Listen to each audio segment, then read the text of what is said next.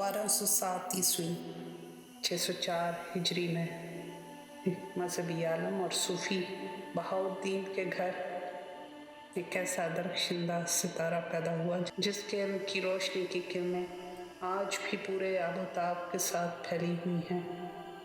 मज़हब, तसव्वुफ़, इंसानियत, इश्क़ हकीकी और मजाजी का इल्म हासिल करने वाले ज़हन आज भी उनकी तालीमात से रोशनी और रहनुमाई लेते नज़र आते हैं। ये सितारा आज भी अपनी पूरी आबोताब के साथ मौजूद है और उसका नाम है मौलाना रूमी।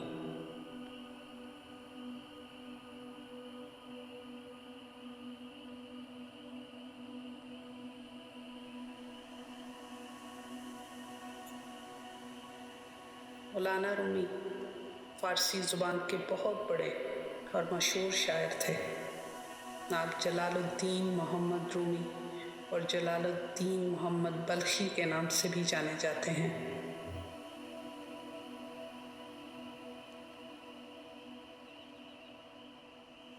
आपकी तारीख़ पैदाइश 1207 ईस्वी और तारीख़ वफ़ात 1273 ईस्वी है। आपका मज़ार तुर्की के शहर कोनिया में मशहूर अजायब घर मौलाना में है।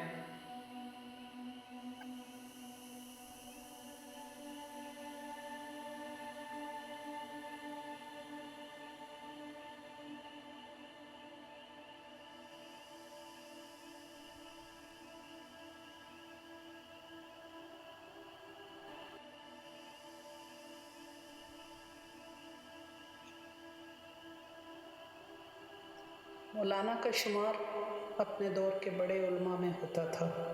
आप फ़िक़ह और मज़हब के बहुत बड़े आलम थे, लेकिन आपकी असल वजह शोहरत आपकी सूफियाना शायरी है। हज़रत शम्स तब्रेज़ रहमतुल्लाह अलैह मौलाना रूमी के पीर व मुर्शिद थे। मौलाना रूमी का सिलसिला तसव्वुफ़ अब तक कायम है। उनके फ़िरके को लोग जलालिया कहते हैं। उनका सिलसिला मौलविया भी कहलाता है।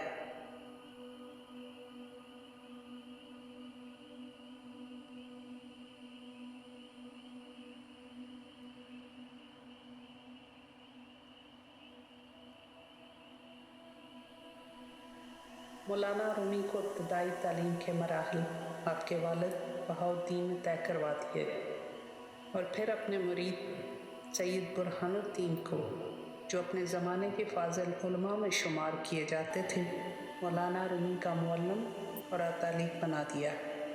अक्सर अलूम मौलाना रूमी से हासिल हुए। शम्स तब्रेज़ रहमतुल्लाह अलैह मौलाना के पीर व मुर्शिद थे। मौलाना के दो बेटे थे। बड़े बेटे का नाम सुल्तान बिलाल और छोटे का अलाउद्दीन था। अलाउद्दीन का नाम सिर्फ इस वजह से ज़िंदा है कि कहा जाता है कि उन्होंने शम्स तब्रेज़ को शहीद किया था। मौलाना के बड़े बेटे सुल्तान बिलाल का नाम इतना रोशन ना हो सका, लेकिन अलूम ज़ाहिरी और अलूम बातनी में वो यगाना रोज़गार थे। आपकी लिखी हुई एक मसनवी मशहूर है, जो मौलाना रूमी की मुख्तसर स्वाने उमरी है, क्योंकि इसमें मौलाना रूमी के हालात और वाक़यात लिखे हैं।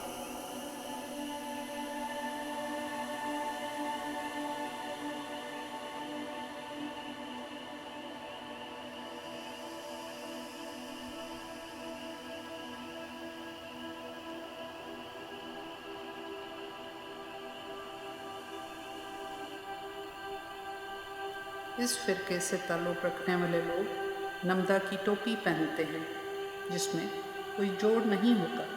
मशाइख़ हज़रात इस टोपी पर अमामा बांधते हैं। इस फ़िरका के लोगों का ज़िक्र व शुग़ल का अपना ही तरीका है। ज़िक्र व शुग़ल के लिए हल्का बांध कर बैठते हैं। रक़्स में आगे पीछे बढ़ा या हटा नहीं जाता, बल्कि सिर्फ़ एक जगह खड़े होकर चक्कर लगाते हैं। समा के दौरान नए और दफ भी बजाते हैं। मौलाना रूम की ज़िंदगी में इस रक़्स का आगाज़ कुछ यूँ बयान किया जाता है कि एक दिन मौलाना रूम बेकरारी की हालत में घर से निकले। रास्ते में शेख सलाहुद्दीन ज़रक़ोबी की दुकान थी, जो इस वक्त चांदी के वर्क टूट रहे थे।